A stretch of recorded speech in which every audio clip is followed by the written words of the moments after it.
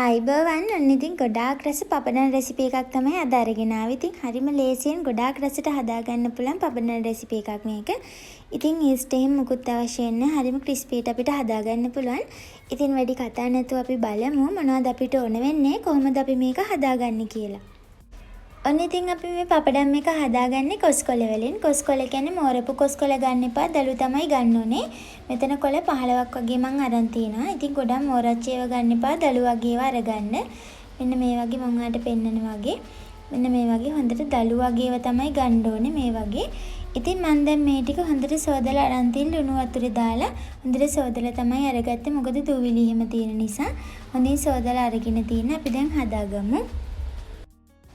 මුලින්ම අපිට ඕන වෙනවා පාන් පිටි කෝප්ප භාගයක් විතර. ඒ කියන්නේ ග්‍රෑම් 60ක් විතර අරගන්න. දැන් මේ ගත්ත පාන් පිටි ටිකට අපි දාගන්නවා කහ කුඩු තේ හැඳි භාගයක් විතර. ඊළඟට අපිට ඕන වෙනවා සූදුරු. ඉතින් සූදුරු අවශ්‍යම නැහැ. සූදුරු දැම්මම ඉතින් රසයි. සූදුරු තේ හැඳි භාගයක් වගේ සෝදලා අරගෙන එකක් දාලා ගම්බිරිස් කුඩු තේ හැඳි භාගයකුයි ලුණු කුඩු චුට්ටකුත් දාන්න තේ හැඳි භාගයක් වගේ. දාලා දැන් මේ ටික හොඳට කලවම් කරගන්න මුලින්ම. මිරිස් කුඩු තේ හැඳි භාගයකුත් දාගන්න. දාලා මේ ටික ඔක්කොම හොඳට මිශ්‍ර වෙන විදිහට කලවම් කරගන්න. හොඳින් කලවම් කරගත්තට පස්සේ අපි ඇල්ලතරෙන් තමයි මේක මිශ්‍ර කරගන්නේ. ඊස්ට් යමය මුකුත් තෝරන්නේ නැහැ පිපුම් කාරක. මේ විදිහට වතුර ටිකෙන් ටික දාලා මේක අනා ගන්න. අපි මේක හරි පදමට හදා ගන්න ඕනේ.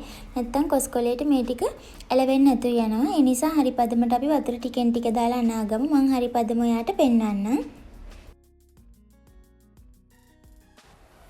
ඔන්න මම වතුර මිශ්‍ර කරගෙන ඉවරයි. මෙන්න මේක තමයි පදම. ගොඩාක් ඝනට හදා ගන්නත් එපා, ගොඩාක් දියාරුවට හදා ගන්නත් එපා.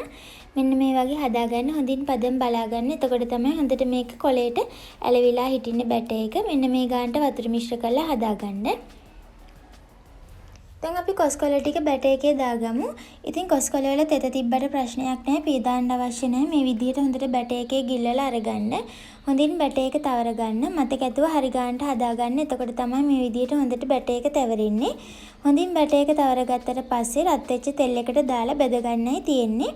ඉතින් ඔයා මේක බද ගදින්දී ගොඩාක් වැඩි ගින්දරේ බදින්න එපා. එහෙමනොත් මේකේ ක්‍රිස්පි ගතිය නැතිව යනවා.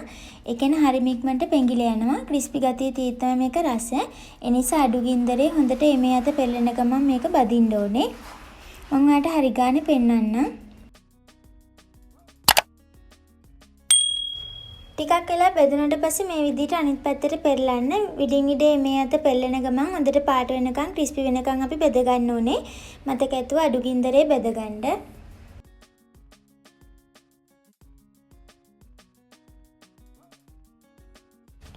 ඔන්න දැන් හොඳින් බෙදිලායි තියෙන්නේ. මේ විදිහට හැන්දට ක්‍රිස්පි ගතිය, හයිය ගතිය දැනෙන්න ඕනේ.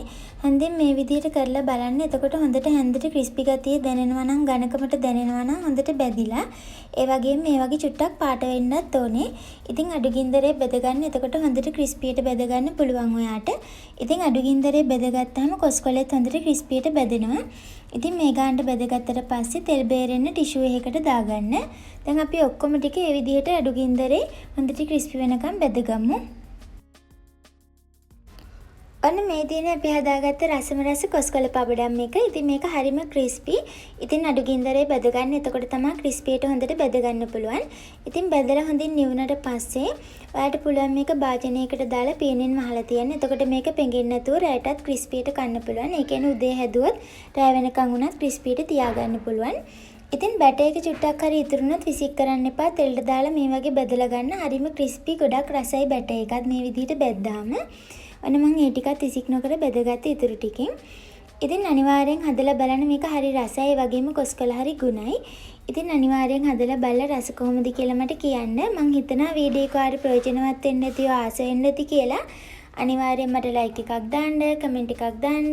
ඒ වගේම ඔය අලුතින් මගේ channel එකට එකතු වුණු කෙනෙක් නම් මතක ඇතුව මාව subscribe කරන්න. මේ වගේ රසවත් වීඩියෝ එකකින් අපි නැවතත් හමු වෙමු. මගේ වීඩියෝ එක බලපාට ගොඩාක් ස්තුතියි.